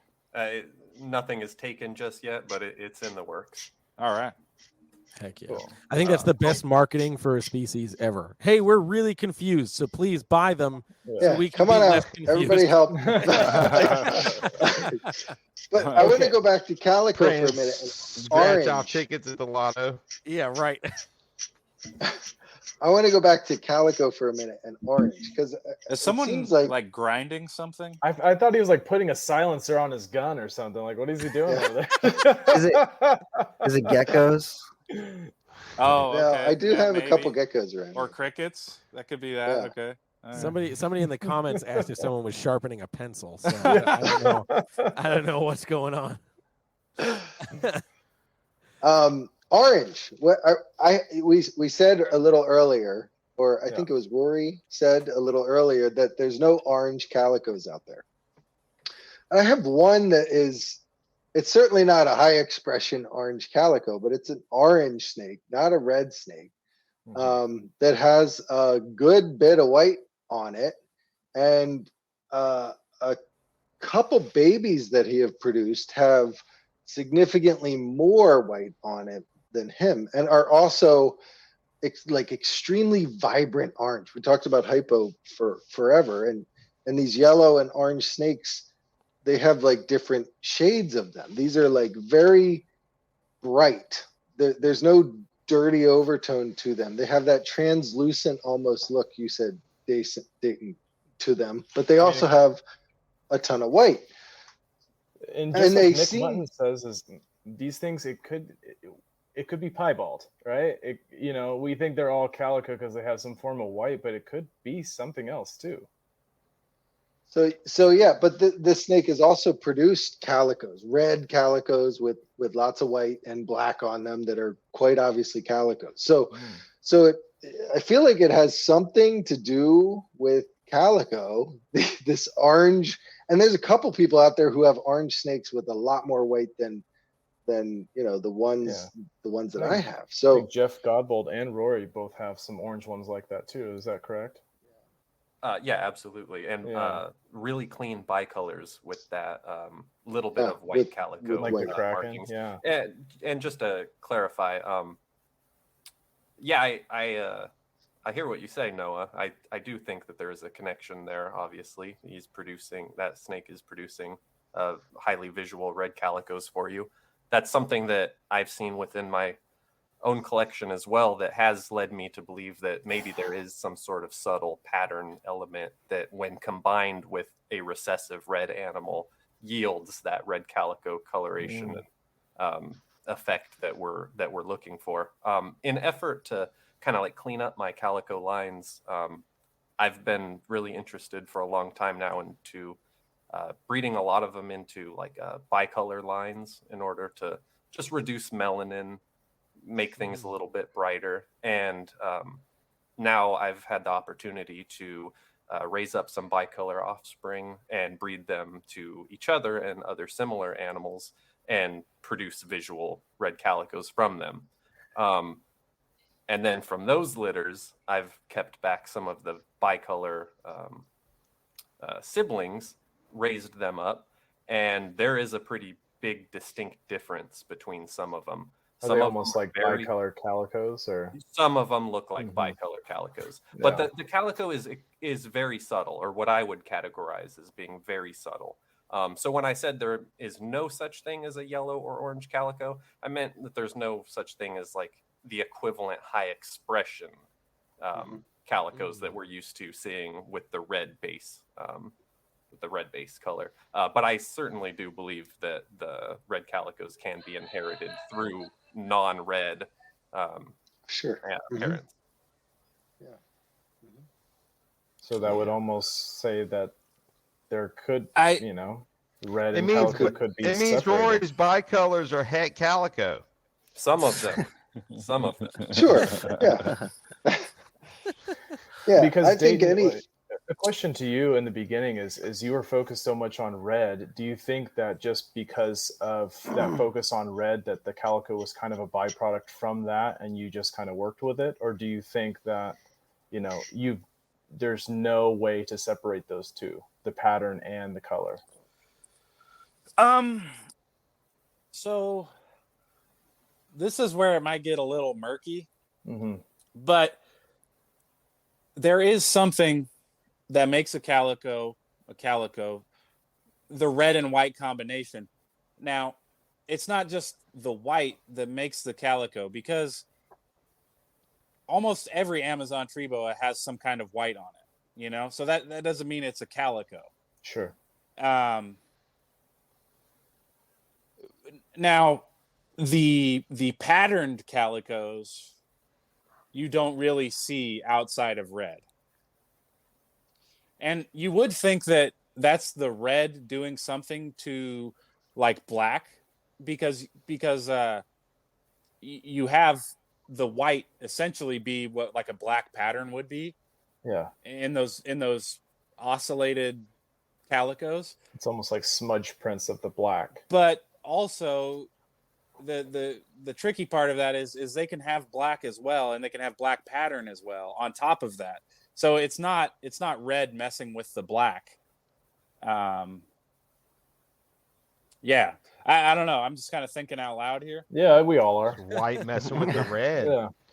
I mean, but yeah, just because an animal has white, I don't think that makes it a calico. I've got completely unrelated animals, some in my hypo line that have quite a significant amount of white, but it seems to be well, that's not necessarily true. They can kind of have a underlying pattern as well, that is either pale or yellow or white, but it's mostly white speckling. So I'm thinking it's almost a different thing, different morph, different phenotype, whatever you want to call it. I've bred the snake to, other calicos and het calicos. It makes calicos, but then I breed it to, I have a yellow tiger that is not het calico, and I know that because I've bred it a few times to calicos and it never makes any. Mm-hmm. Does it produce breds at all? It doesn't produce anything red. It does produce orange babies when I breed it to this one snake that has a lot of this one orange snake. I call it Kraken. with a bunch of white on it. So the babies I got from that this year, initially it didn't look like they had any white on them, but after the first shed, it was quite obvious that they had a good amount of white on them. So it almost feels like it's not recessive with him. It's something different. There can be genes that are very closely like aligned in the genetic code.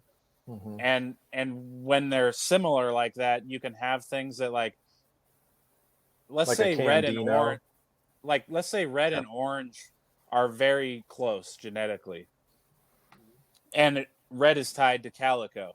You might have something that where you have an orange animal from a calico line that could partially express the calico or something like that, because of how close it is to the red.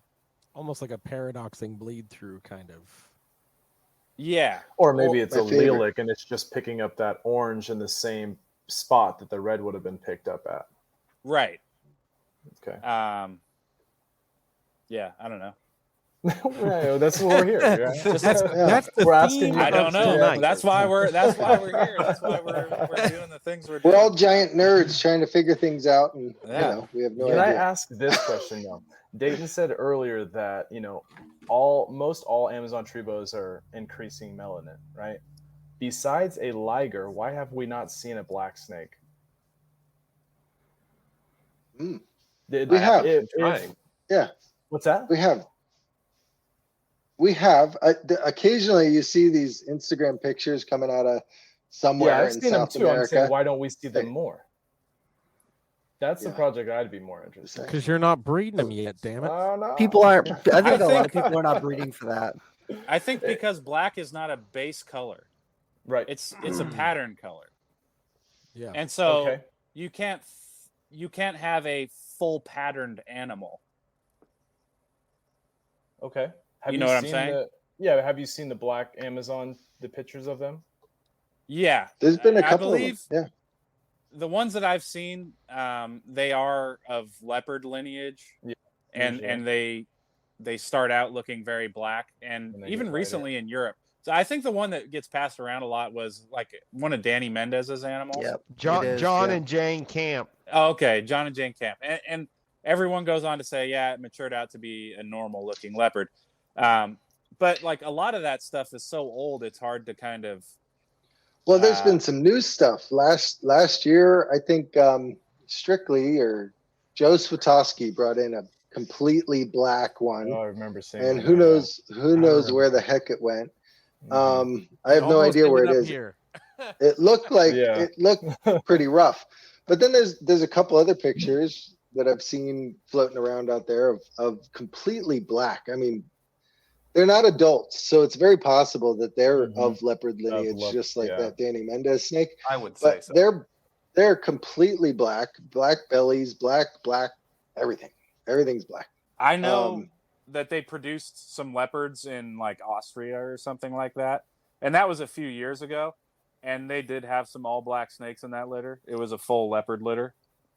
But I don't think that an all black Amazon's out of the question because Rory, some of those amazing calicos that I saw at your place that you called dirty, that you said I'm trying to breed all this black out of them. And then there was one female in particular I remember that was like almost all black with a red head that I have a picture of.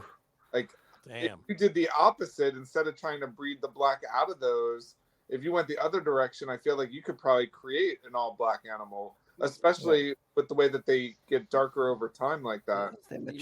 Perhaps, but it would be solid red as a neonate. Well, that's all right. It's solid red. Yeah. I don't think anyone will.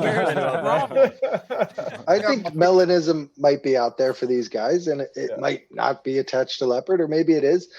I'd love to have a black I would need it. Just for the record, Ian, to have a black Amazon. That female of mine you referred to is a somewhat infamous photo of mine from like 2011-ish, I want to say, that kind of circulated around Reptile social media of just a crazy high expression 50-50 white and red banded red calico. And yeah, as you say, basically became so melanistic with maturity that what was red is entirely black, save but a little bit of white pattern and red on the head. Yeah, I know you don't like that look, so you should just box her up and send her here to Florida. I'll take But her. I think also people need to just be creative too, because we see these patterns and Rory's produced these ligers that, oh man, they look so cool and they're really dark as babies. But there's probably other routes to that too. Like I just popped out some Halloweens that were darker than normal and they have a reduced pattern. So that just kind of made me think, well, that in conjunction with maybe an animal that does create a little bit extra more melon than some of the other ones, and then selecting for a reduced pattern with the Halloween trait, maybe I could yield something like that, in 10 years or something like that anyways. So I think we all just need to kind of be creative and start picking different routes that are, not necessarily orthodox. For sure. I think that could be really cool, and I'm surprised that it hasn't been done yet, honestly. Mm-hmm. Yeah. 2023 is time to get on it. Yeah, there's much more flashy animals out there, so everyone wants to go for the reds and the calicos. That's got most of all of us into it. That's why we loved Amazons to begin with. But I think an all black Amazon is just badass. So yes.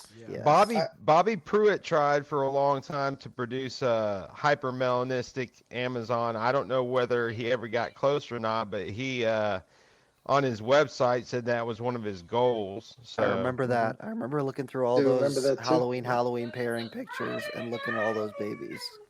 Now that liger that I just picked up from Rory, thank you again, is extremely melanistic.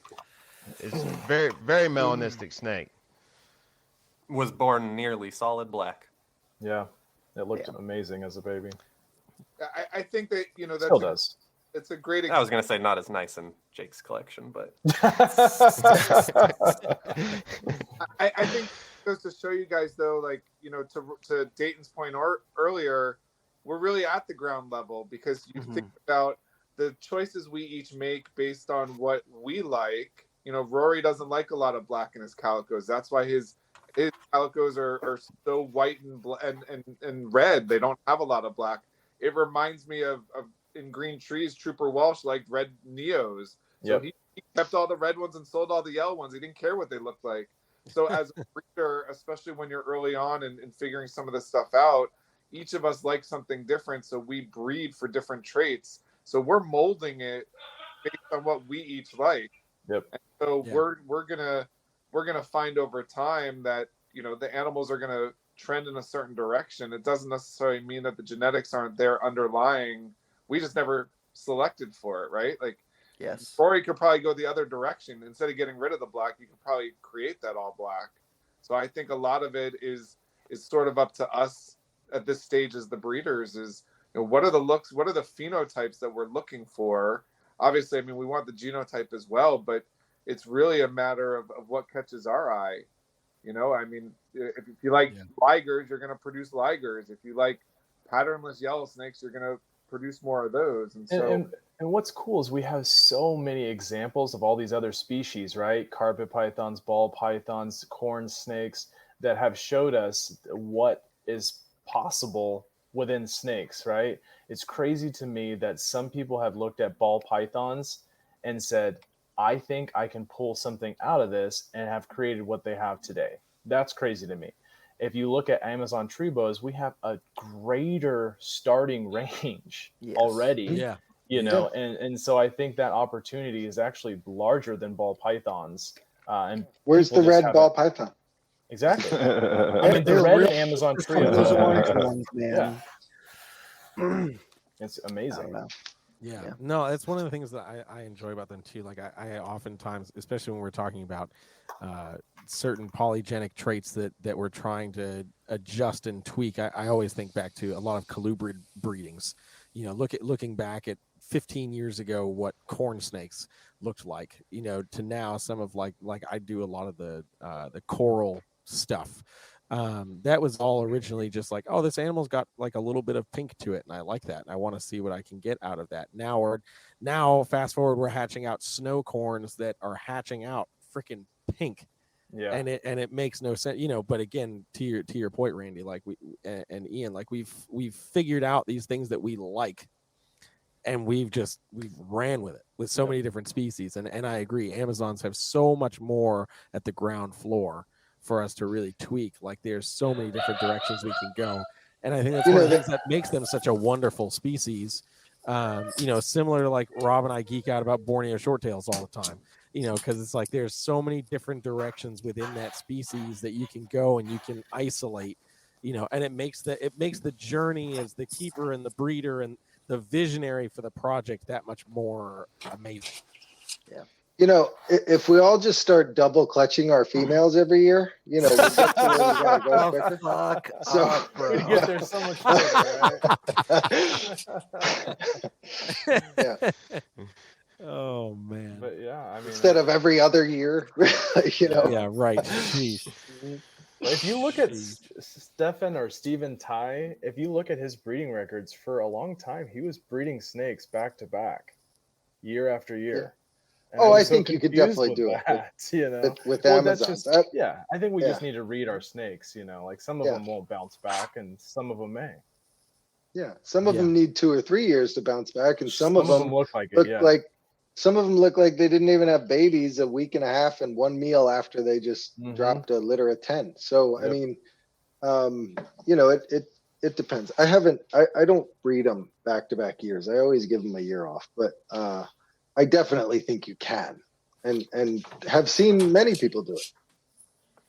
I've done it before. Yeah. Yep. And we learn now that you can breed them at a really young age, right, Dayton? Everyone here knows what I'm talking about. I don't even barely a year old. Right. And they're 8 feet long. 2.5-year-old females. And Randy, don't say it. You say his name 3 times. It's like. Oh no. No, I don't see anything wrong with it if the animals are healthy, though, and he had success doing it. So what can we say? That it was wrong or bad morally or ethically? But I mean, if the snakes are fine, then what is he really doing wrong? I think it was for one season overall, Sure. know, so it's hard to say if there's going to be any long-term effects. Yep. Exactly. And that's the part we worry about, because we are, long-term keepers. We've either had these animals for a long time, or we have visionaries. Yeah, exactly. We have a long projected future with them. Yeah. Yeah, it hurts me every time I lose a snake. I lost my paradox last year. That was my favorite snake. But that's what we say. You can't call out your favorites, because how this hobby is. It likes to humble you. Yeah, it did. I mean, some sort of tumor in the lower intestines or something like that. I sent her off for necropsy, but I wish I didn't. I wish I just preserved her, because they keep them once they necro them. At least the people I send them to do. So it's tough to lose a snake. So that's why I just, every other year, give them a break, sometimes 3, if that's what they look like they need. Yeah. And Rory, real quick, you had something earlier you were talking about that, when you were you're trying to produce clean bicolors, a byproduct of that was a calico. Well, the goal of the pairings were to.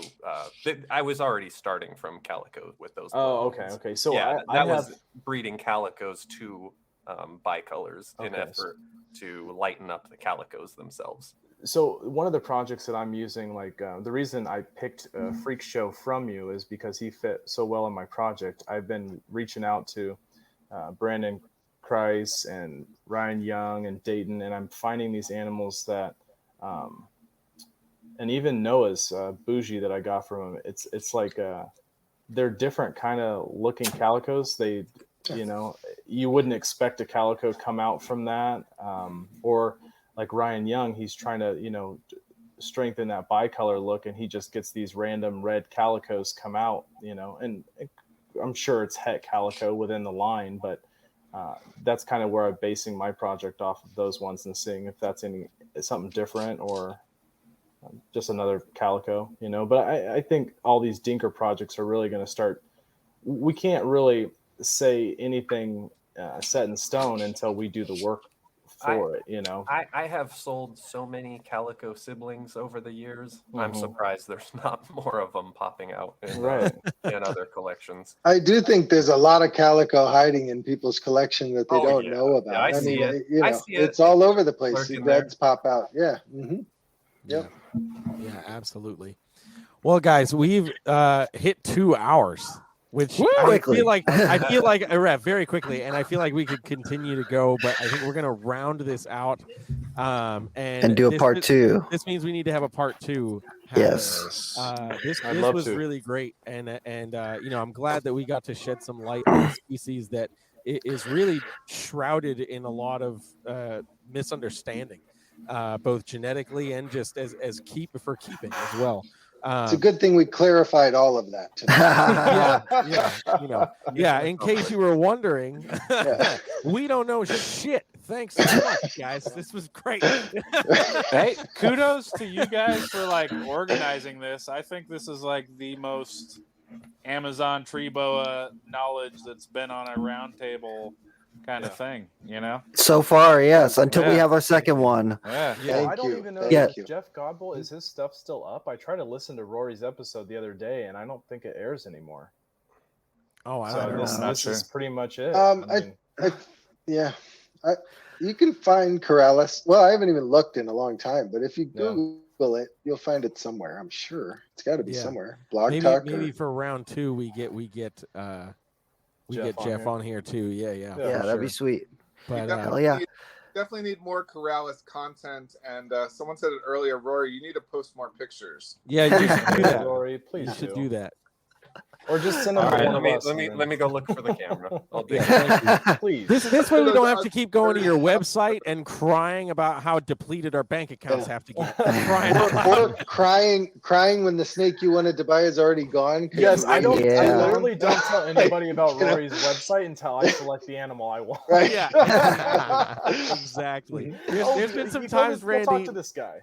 Right. There's been some times Randy and I have shot pictures back and forth from Rory's website. Be like, have you seen this one? Yeah, I kind of want to buy it. Too late. I already got it, sucker. Oh gosh. Dude, but hell yeah. Thank you guys so much. Yes, for real. Thank you. And sharing all of your knowledge with us. This was really fun, and we definitely need to do round 2 for sure. Yes. And if you guys want to just start at the top and just work your way down and working out your social media so people can check you guys out and the stuff that you're working with, that'd be cool. Yeah. Okay, I'm on Instagram at Amazon Eden, AMAZONEDEN, and you can find me on Facebook under Jacob Brooks. Hell yeah. Bam. Go ahead, Noah. So 2x2 Reptiles Reloaded on Instagram. I have a old account on there, 2x2 Reptiles, that was hacked, and I don't control anymore. It tends to send random people hacky messages and stuff like that. So if you're going to follow it, just report it. Follow 2x2 Reptiles Reloaded on Instagram, and then I have a Facebook too, but I do not check that very often. So message me through Instagram. Hell yeah. Heck yeah. And me, I've been on here before, but you can follow me on Facebook if you want, but I probably won't accept it. Go to my Instagram and look up Randall Pegues, RANDALLPEGUES. That's where all my snake stuff is. Facebook's more for like family and friends. So hell yeah. You can find my availability at my website, canopylabexotics.com. If you're looking for a bunch of photos, you can go dig up my old Facebook profile, Rory Gresco. I should have a decade worth of litter pics and everything you could want to see if you just head there. You can find me on Instagram at HD Arboreals. Give me a follow if you want to. Check out my availability. Yeah, and you can find us S&J Reptiles on Facebook and Instagram. We've got a bunch of Amazons available right now on our Morph Market page. And just want to give a shout out to everyone at Tinley this weekend. And special shout out to buddy Keith McPeak, who yes, have on for Bolins. I feel like he could be part of an Amazon roundtable any day as well. Yeah, Just big influence on me getting into Amazons. And And also a shout out to Harlan Wall and to Bill Hughes, also big influences at Arboreals. So shout out to those guys. Thanks again for Hell yeah. guys. This was great. We should do it more. Boom. Yeah. Hell yeah. Hell yeah. Cool. Well, that is going to wrap this up. So thank you guys again for coming on. And yeah, we'll keep that group chat going so we can figure out round 2. Cool. Thank you. Sir. Have a good night, everyone. All right. Good stuff. Cheers, everybody. Good night. Thank you guys. Thank you guys. Damn. Well, Rob, that was everybody dipped. I know everybody did dip. We're still running it live. But yeah, this was fun. This was sweet. Yeah, I think that there's still a lot to talk about when it comes to this. Yeah, exactly. Like I knew as soon as we got to genetics, it was going to be like, that's a wrap. Yes. Yeah. Yeah. But heck yeah. No, I'm super, super excited with how this went. So heck yeah. Can't wait for round 2. But let's go. All Hopefully right. I'll have a better voice by then. Yes. Yeah. We need that announcer voice of yours back, Rob. Listen here then, okay? Oh God, no, we're done. We're done. Angry messages, they're already coming from the UK. Goodbye, everybody.